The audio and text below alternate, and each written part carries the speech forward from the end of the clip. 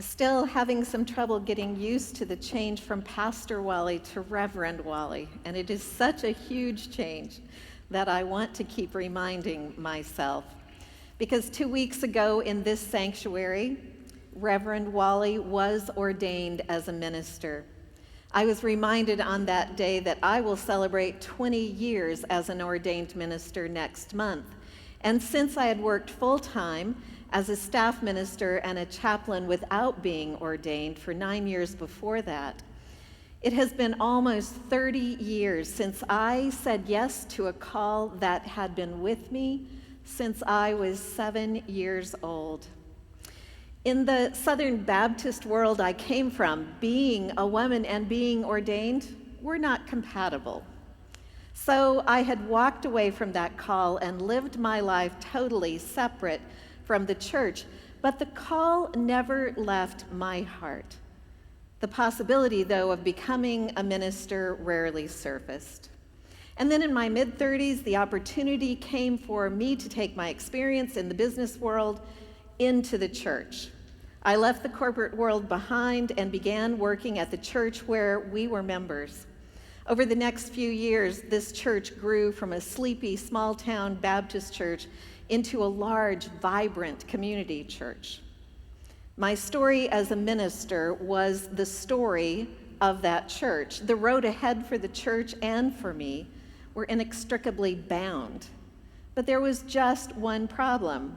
I was a woman, and the church didn't ordain women.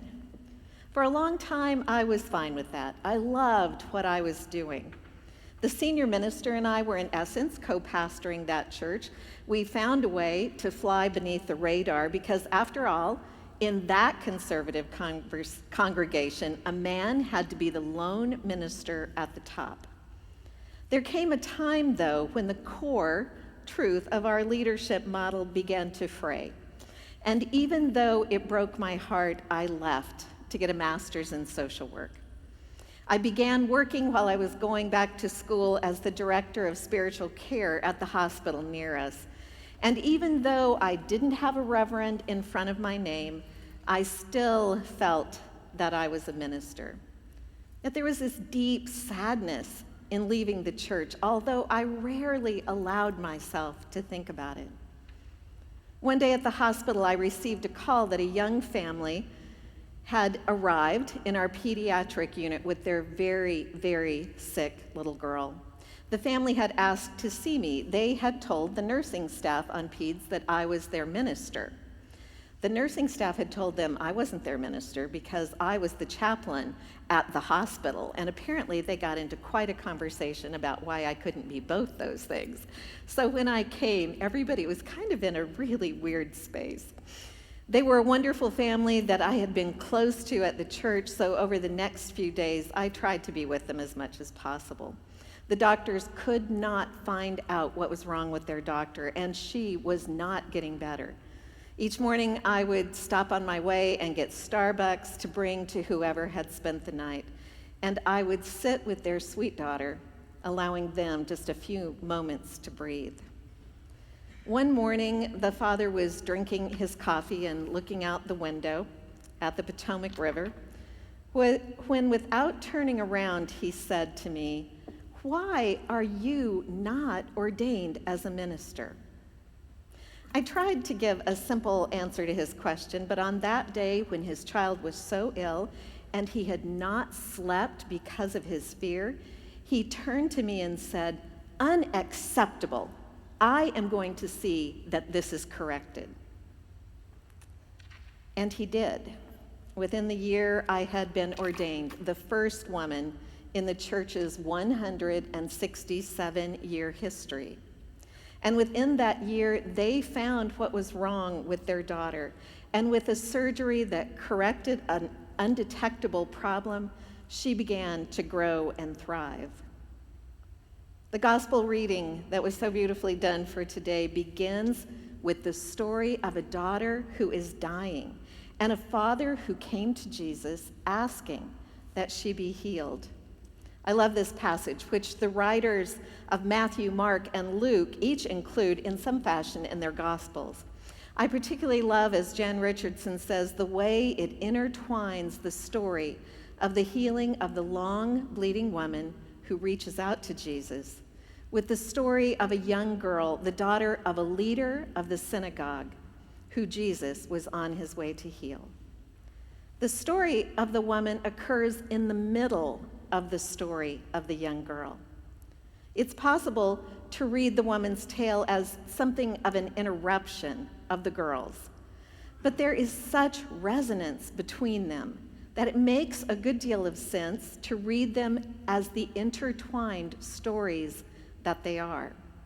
Biblical scholars writing about the connections between these stories tease out the details of a literary structure and Jesus' work of healing and restoration in both cases.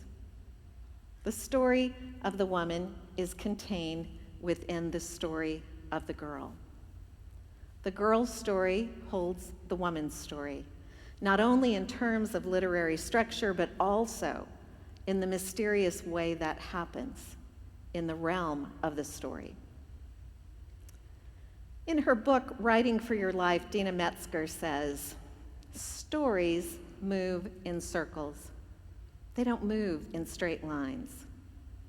So it helps if you listen in circles. There are stories inside stories and stories between stories, and finding your way through them is as easy or as hard as finding your way home. And part of the finding is the getting lost. And when you're lost, you start to look around and listen. As I wrote yesterday about my story and Sweet Meredith's story, I realized moving in circles in a mindful fashion makes for great soul work, but not so much for quick sermon writing on a Saturday morning. I had struggled with this text all week, and when I sat down yesterday morning to finally write, I was surprised that the story within a story that happened 20 years ago is what went on the page. In our continuing series on the art of living, the flow this week centered on the idea of integrity and speaking up. With everything that has happened around us this week, I knew exactly what I was going to preach on Friday. Yet in a week when the abominations against justice, kindness, and humility have gone far beyond anything that words could express, I found myself going back to this gospel text and hearing for the first time my own story within the story of a young girl who was dying and a woman who had been exiled from her synagogue, from her community, from her life. This has been one of those weeks when we all have felt the despair of the sickness that is gripping our land. We don't all have to be on the same page to realize something is tearing the fabric of our nation. We are unraveling, and while this may not be the worst time in our history, we're seeing perhaps for the first time what our siblings of color have been trying to tell us for so long. Everything is not well. I don't know about you, but when I'm sick, I refuse to admit that I'm sick.